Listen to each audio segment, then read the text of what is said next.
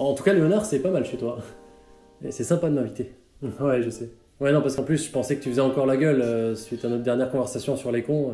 Bah non, je t'en veux pas. Ah. Tu m'en veux pas de... Non, mais on dit tous des conneries parfois. Hein? Ah oui, et vu que je suis un con, forcément ça aide. Non, mais t'inquiète pas, c'est oublié. Par contre, j'ai un pote qui va bientôt arriver là, donc... Enfin, on se reverra bientôt, hein?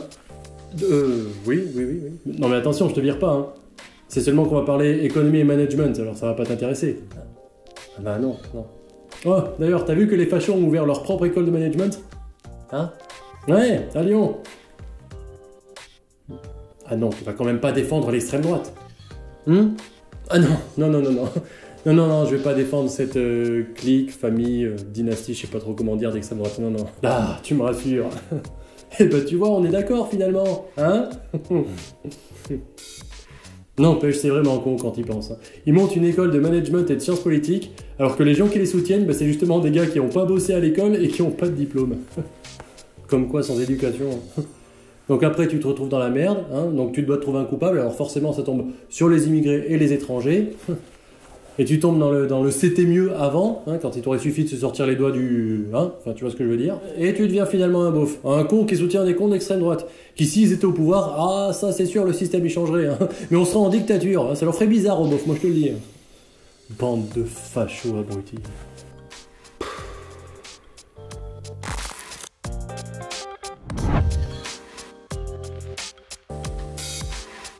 L'extrême droite. Putain, pourquoi je fais ça dès l'épisode 2? L'extrême droite. Tu vas crever. Bon allez. Maintenant ça va chier.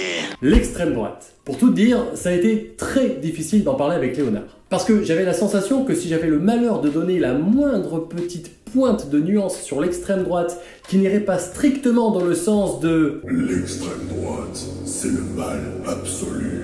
Même si je suis pas d'accord avec les idées et les valeurs de ce côté politique, tu vois, même là je me sens obligé de me justifier, en plus d'être déjà considéré comme un con, Léonard aurait le réflexe, ouais je crois que c'est vraiment un réflexe chez lui, de m'envoyer dans la gueule des racistes, antisémites, islamophobes, homophobes, populistes.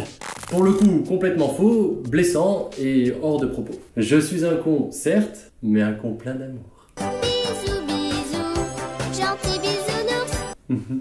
Cette sensation de malaise du fait de pas pouvoir vraiment parler librement, alors qu'en plus j'avais un peu bossé le sujet et que j'avais des trucs à dire, c'est vite estompé, tout simplement parce que Léonard s'est mis à parler en premier et qu'il a eu du mal à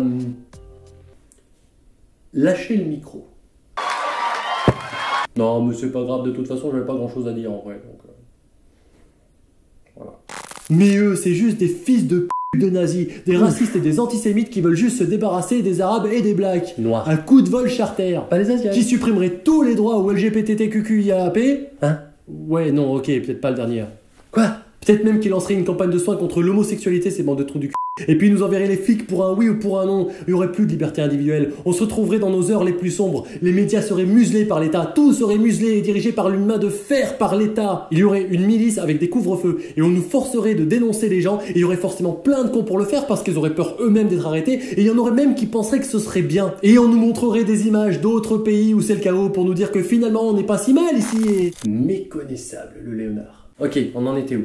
Ah oui. Une fois calmé, ce que j'ai demandé à Léonard et que je voulais vraiment comprendre pour m'aider à devenir un pas con, c'est pas tant ce qu'il pensait des idées d'extrême droite. Parce que, comme on se l'est dit, on est d'accord, et que c'est chiant de discuter quand on est trop d'accord. En plus, ça ramène pas grand chose d'autre que de la complaisance. Mais ce que je voulais savoir plutôt, c'était ce qu'il pensait des gens d'extrême droite. Je veux dire, les gens qui la défendent ou la promeuvent aujourd'hui. Au-delà du fait de dire que, selon lui, c'est des connards. Et un connard n'est pas un con. Attention. Ok, je te vois là, du coin de l'œil. Ouais, toi là. Toi qui es pas vraiment de gauche. Ou plutôt à droite et j'aime bien vos pieds. T'es déçu. Tu te dis, merde, Jojo le con gaucho va pas remettre en question la position de Léonard face aux idées de l'extrême droite. Eh ben non.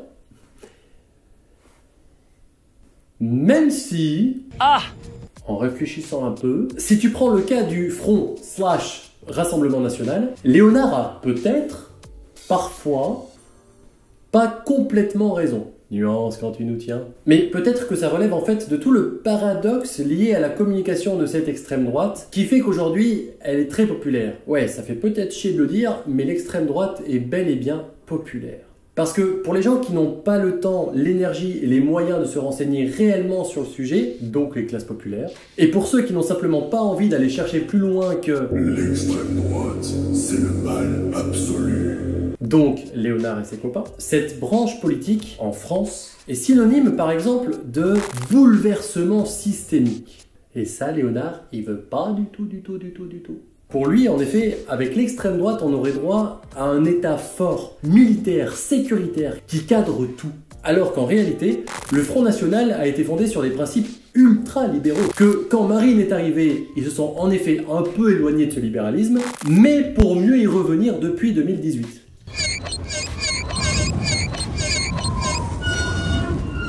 Ouais, enfin, il y a plus radical comme volonté de bouleversement systémique. Du coup, ce qui est malheureux là-dedans, enfin ça c'est que mon humble point de vue de con, c'est que la partie de la classe populaire qui vote RN, pour d'autres raisons, on en parlera après, se retrouve finalement à défendre celle qui ne changera pas de système économique. Et donc, qui ne changera pas la condition des travailleurs. Si tant est que les travailleurs soient pas trop bronzés, évidemment. Et Léonard, quant à lui, se retrouve dans la position délicate de devoir détester cet axe politique par principe, parce qu'elle vient d'extrême droite, et qu'il est absolument hors de question d'être d'accord avec eux sur quoi que ce soit, alors même que cet axe libéral se rapproche de ce qu'il défend en tant que centriste modéré.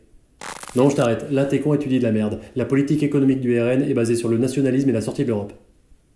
Alors déjà, tu peux pas intervenir comme ça parce qu'on n'est pas dans le même espace-temps, mais en plus, ne parle pas comme ça.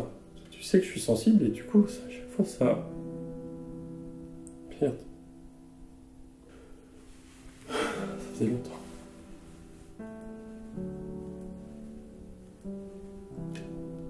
Pas gentil. Bon, et puis, pardon Léonard, mais il y a quand même la communication électorale et les promesses d'un côté et les faits et les actions de l'autre. Et si je dis ça, c'est que justement, avec l'extrême droite, il y a un autre paradoxe, car pour Léonard, elle est également synonyme de anti-Union européenne. Alors que le RN est arrivé en tête des élections européennes de 2019, qu'il n'est plus question pour eux de sortir ni de l'UE, ni de l'euro, alors qu'ils sont nationalistes et qu'ils considèrent que, je cite, l'euro est une prison, qu'ils ont créé une école de management et de sciences politiques à Lyon à 5 500 € par an. Pas sûr que ce soit pour toi, enfant d'ouvrier votant RN. Privilégiant les relations à l'international. Ah, alors c'est marrant parce que du coup, eux qui arrêtent pas de dire qu'il faut plutôt se... Là, du coup, ils sont obligés de... Et offrant un diplôme non reconnu par l'État. Oh, c'est ballot, hein, c'est ballot. Et que, pour finir, ils ont mis dans leur programme présidentiel de 2017 qu'ils souhaitaient, je cite, intégrer la lutte contre le chômage dans le mandat de la Banque Centrale Européenne sur le modèle de la Réserve fédérale des États-Unis. Pas du tout libéral comme modèle.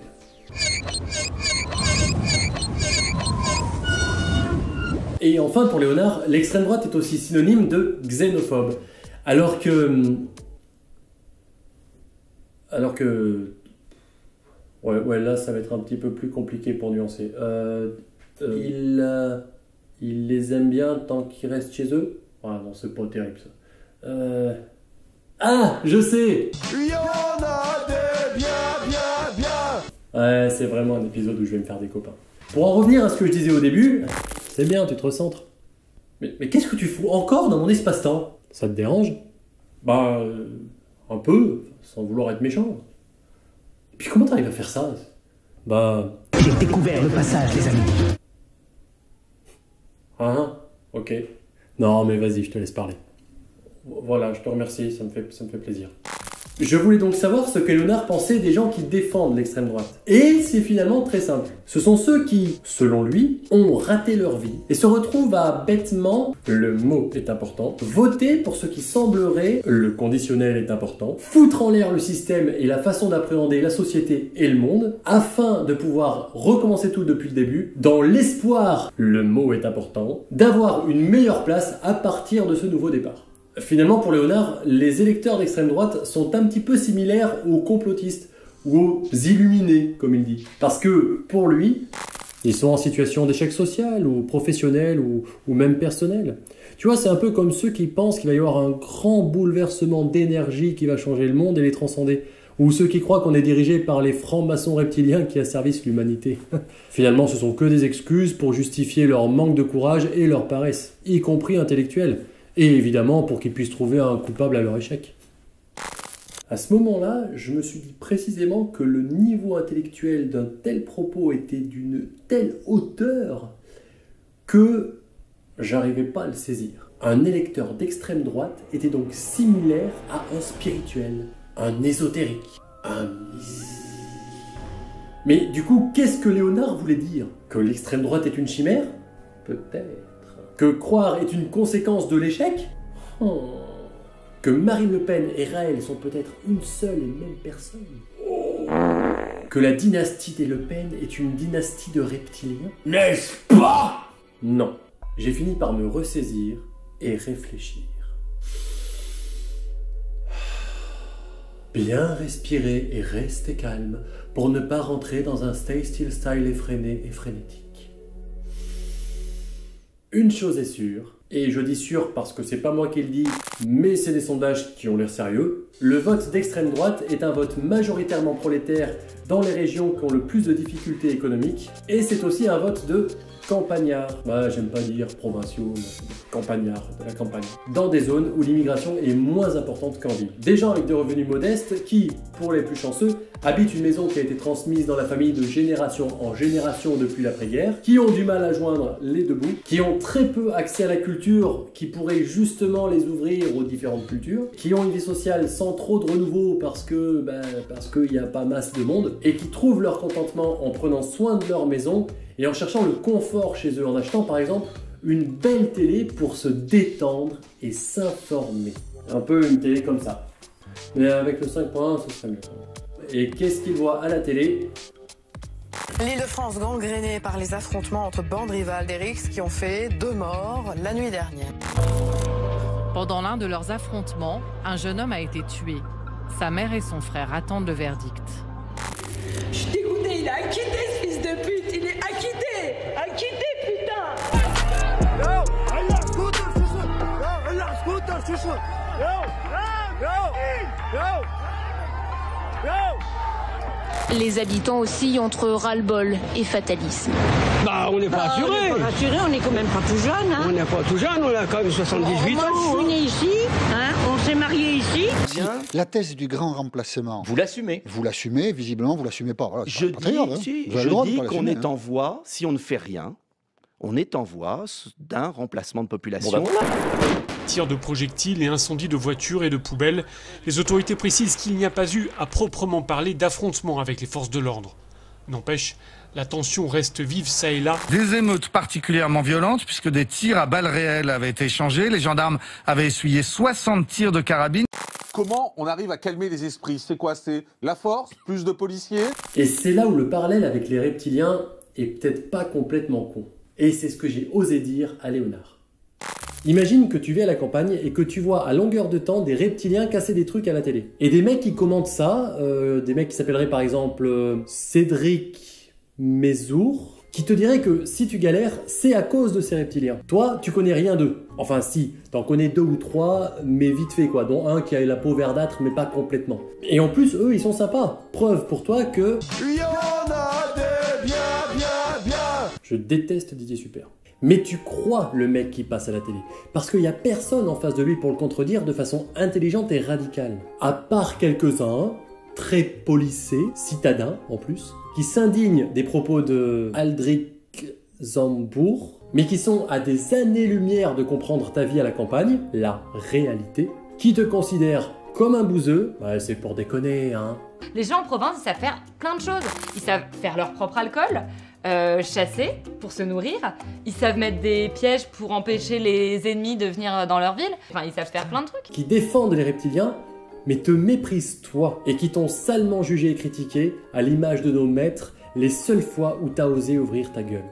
#Gilets jaunes. Comment tu veux alors ne pas être tenté de développer de la peur et de la haine à la fois contre ces citadins qui te méprisent, donnant ainsi automatiquement du crédit à leurs opposants comme Emmerich Zemrout, et également contre ces êtres, ces reptiliens, que tu connais pas mais dont Zemmour te dit qu'il te vole tout. Et donc comment tu ne veux pas être attiré par une blonde représentation de l'extrême droite qui arrive et qui te dit « Je te comprends, t'en fais pas, moi je vais m'occuper des reptiliens et je te considérerai à ta juste valeur. » N'est-ce pas? À toi qui ressens une injustice incroyable. Tu es alors prêt à écouter cette bourgeoise à la politique paradoxale parce que personne d'autre ne semble t'écouter et te comprendre réellement. Alors, je dis pas qu'il n'y a pas des votes de conviction à l'extrême droite. Et loin de moi l'idée de faire taire qui que ce soit dans les médias. Bien au contraire. Mais la baisse au sein des classes populaires de l'adhésion aux idées de gauche radicale qui ont pourtant historiquement toujours défendu les précaires et les ouvriers, et la montée de l'adhésion de ces mêmes gens aux idées d'extrême droite, correspondent avec la mise en avant du Front National dans les médias demandée par le pouvoir en 1982 au détriment de la place accordée à leurs opposants d'extrême gauche. Donc on peut se poser des questions sur l'impact de toute cette publicité télévisuelle. Qui a dit propagande? J'ai rien entendu moi. Ce matraquage auprès des gens qui n'ont que leur écran pour se cultiver et s'informer. Et on peut aussi se demander qui sont les plus condamnables là-dedans. Entre les personnes causant le malheur et la colère des classes populaires, qui a dit le pouvoir en place? T'entends des voix là. Et celles qui profitent de ce malheur et de cette colère pour essayer de prendre le pouvoir. Là, tu parles de Le Pen. C'est bien, t'es perspicace. Et si tu prends justement un peu de perspective sur tous ces gens et toutes ces idées qui constituent ce faux contre-pouvoir qu'est l'extrême droite, on peut se demander si son plus gros paradoxe ne réside pas dans le fait que son succès dépende du soutien d'une partie de la population qui n'a précisément aucun intérêt à la soutenir. Merde, j'ai oublié ce que je voulais dire. Ah, c'est... Dommage. Non mais c'est dingue, c'est comme si j'ai eu un moment de moins con et, ah ouais, et là, pouf,